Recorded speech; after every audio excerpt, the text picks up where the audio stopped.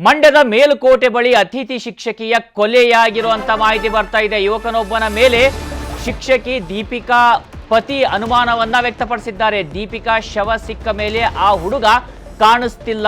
ದೀಪಿಕಾಗೆ ಕಡೆಯದಾಗಿ ಆ ಹುಡುಗನೇ ಫೋನ್ ಮಾಡಿದ್ದ.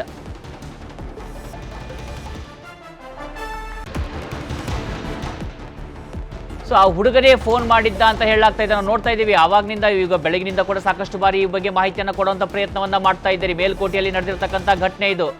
ಅಕ್ಕ ಅಂದ್ಕೊಂಡು ಓಡಾಡ್ತಾ ಇದ್ದ ಹುಡುಗ, ಆತನಿಗೆ ಜೀವಾವಧಿ ಶಿಕ್ಷೆ ಆಗಬೇಕು ಅಂತ ಪತಿ ಲೋಕೇಶ್ ಆರೋಪವನ್ನ ಮಾಡಿದ್ದಾರೆ. ನಾವು ದೃಶ್ಯದಲ್ಲಿ ಗಮನಿಸ್ತಾ ಇದ್ದೀವಲ್ಲ, ಇವರೇ ಖಾಸಗಿ ಶಾಲಾ ಶಿಕ್ಷಕಿ, ಅವರ ಶವ ಸಿಕ್ಕಿರುವಂಥದ್ದು. ಶವವನ್ನ ಹೂತಿಟ್ಟಿದ್ರು ದುಷ್ಕರ್ಮಿಗಳು.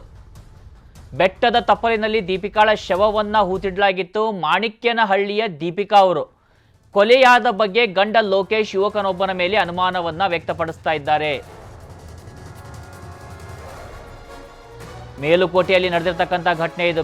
ಖಂಡಿತವಾಗಿ ಇಡೀ ಮೇಲುಕೋಟೆ ಒಂದು ಬೆಚ್ಚಿ ಬೀಳುವಂತ ಪ್ರಕರಣ ಇದು. ಬೆಳಿಗ್ಗೆ 9 ಗಂಟೆಗೆ ಮನೆ ಬಿಟ್ಟು ಹೋದರು, ಸ್ಕೂಲ್ಗೆ ಹೋದಾದ್ಮೇಲೆ ಗಾಡೀಲಿ ಹೋಗಿದ್ರು. ಅಲ್ಲಿ ನಾವು ಸ್ಕೂಲ್ ವಿಚಾರಿಸಿದಾಗ 12 ಗಂಟೆ 6 ನಿಮಿಷಕ್ಕೆ ಅವ್ರು ಹೊರಗಡೆ ಬಂದಿದ್ರು.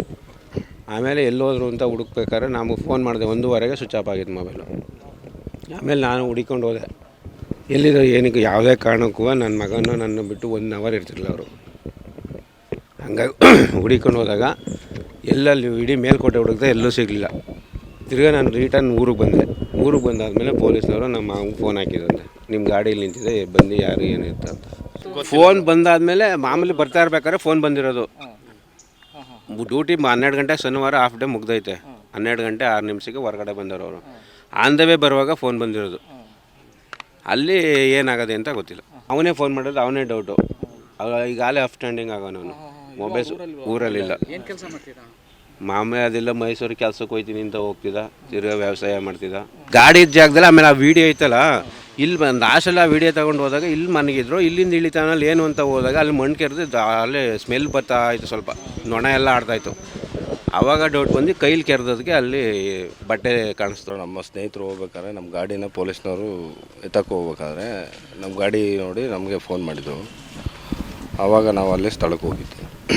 ಅಲ್ಲಿ ಬರೀ ಗಾಡಿ ಮಾತ್ರ ನಿಂತಿತ್ತು.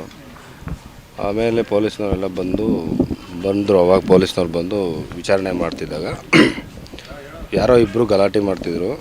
ಒಂದು ಹುಡುಗಿಗೆ ಹೊಡಿತಾಯಿದ್ರು ಅಂತ ಮೇಲ್ಗಡೆ ಯಾರೋ ದೇವಸ್ಥಾನಕ್ಕೆ ಬಂದಿರೋವಂಥವ್ರು ವೀಡಿಯೋ ಮಾಡಿ ಪೊಲೀಸ್ನವ್ರಿಗೆ ಸ್ಟೇಷನ್ಗೆ ಕಂಪ್ಲೇಂಟ್ ಕೊಟ್ಟಾಗ ಅವ್ರು ಬಂದಿದ್ದಾರೆ. ಅವ್ರು ಬರೋ ಅಷ್ಟರೊಳಗೆ ಯಾವುದೂ ಇಲ್ಲ, ಒಂದು ಗಾಡಿ ಮಾತ್ರ ಇತ್ತು.